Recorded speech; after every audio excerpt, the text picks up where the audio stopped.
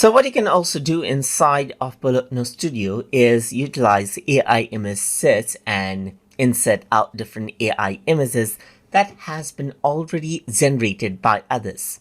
So to do that, over here on the left hand side, you can see that AI generated is an option and search is an option right here. And in this section, you get AI images that are already generated by others from lexica.art.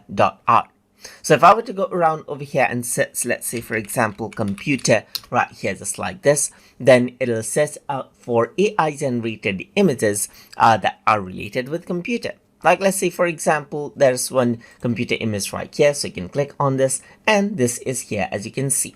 Let me just go around and delete this. And if I were to go around and bring in this, you can see that this is another computer over here, just like this.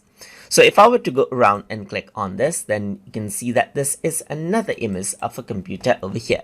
So let's just go around and then type in, let's say, house right here, just like this, and press enter. And what happens is that AI generated images that are already there regarding houses that pops up. And you can bring in these images over here, as you can see, just like this.